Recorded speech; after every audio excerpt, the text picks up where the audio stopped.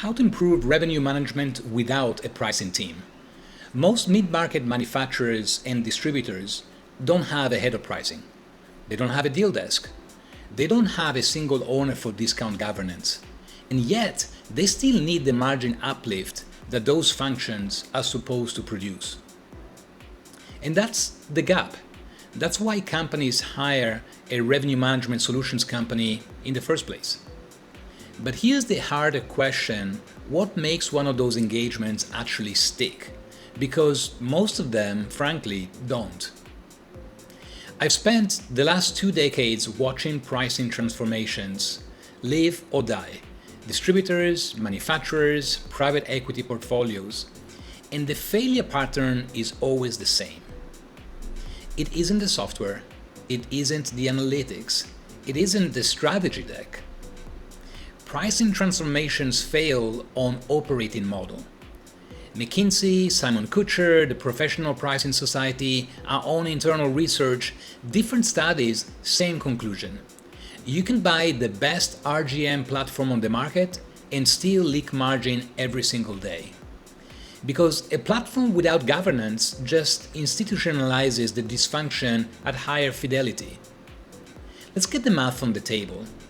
For a typical distributor, let's say at 20% gross margin, a 1% price cut requires 5 to 7% more volume just to break even in gross margin dollars. Same 1% in the other direction, a 1% improvement that holds volume typically lifts operating profit by 6 to 11%, depending on your profitability. And Revify studied 2,000 global companies confirming those numbers.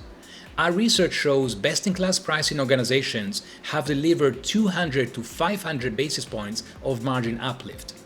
And no other commercial lever produces those multiples, not cost-cutting, not volume growth. And that's the executive case. So the real question is, how do you build a capability when you cannot justify a full pricing team?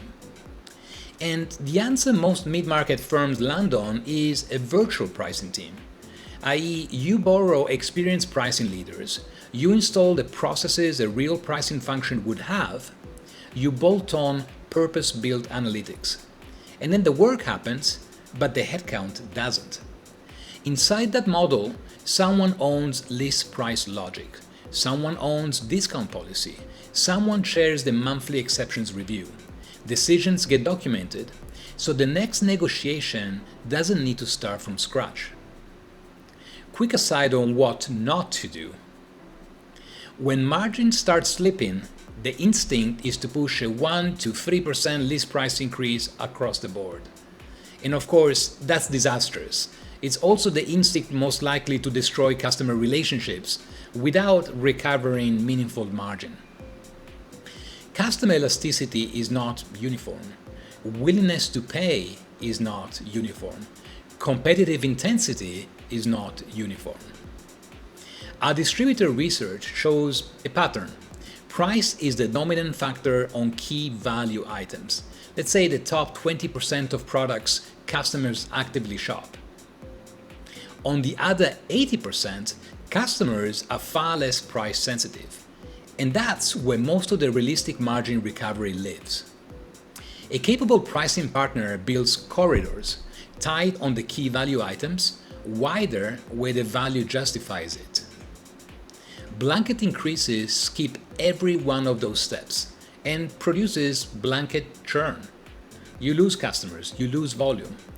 Now, and this is the part most articles get wrong, governance can be designed perfectly and still collapse. The minute it meets a sales comp plan that pays purely on bookings or on revenue, if a rep's variable comp rewards revenue without margin quality, that rep will trade margin for volume on every deal where the choice exists. So no discount matrix survives that incentive structure. The fix is straightforward: margin-based KPIs alongside revenue. Price realization published by rep every month, if not more frequently. Exceptional authority tied to trailing 12-month margin discipline. A pricing operating model rolled out without a conversation is in practice a draft. Let me give you a real business example. A mid-market medtech manufacturer, anonymized of course, before state, 47% of deals carried sales-driven discount exceptions. No deal desk, no pricing team, margin reporting only at month's close. No dedicated pricing function. The Diagnostic surfaced $3.2 million in annualized leakage, concentrated mostly in 3 customer segments. The team installed 3 guardrails: a segment-level discount matrix, 2-stage approval above 8%, monthly exception governance, and stood up a deal desk on a 24-hour SLA. Did they get pushback? Of course. 2 regional sales leaders pushed hard in months 1 and 2. One senior rep escalated straight to the CFO, kudos to them, held the line, partly because the Diagnostic had quantified the leakage in CFO readable dollars, not in pricing maturity language or pretty slides. And 12 months later, exception rate fell from 47% down to 11%. Net price realization improved by roughly 5 points. EBITDA lift of about $2.6 million, and virtually no volume loss. All of this delivered without hiring a dedicated pricing team. 2 metrics matter more than the rest. In the first 180 days, price realization, the percentage of list price that actually reaches the bottom line. This is a key metric that you must have. And secondly, the discount exception rate, the percentage of deals priced outside of your guardrails. Track them weekly, publish them. If your pricing partner cannot report both on demand, they're not really running a pricing function for you. They're running a project. And when that project finishes, will also end your bottom line improvements. So you don't need to wait for a perfect data set. You don't need to hire a head of pricing if you can't afford to. And you definitely don't need 18-month software rollout. What you need is a quantified leakage map, a governance design, and someone who will share the cadence on day 91 of your progression.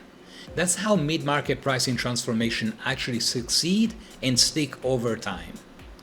Want to know what your leakage looks like? Start with a profit diagnostic.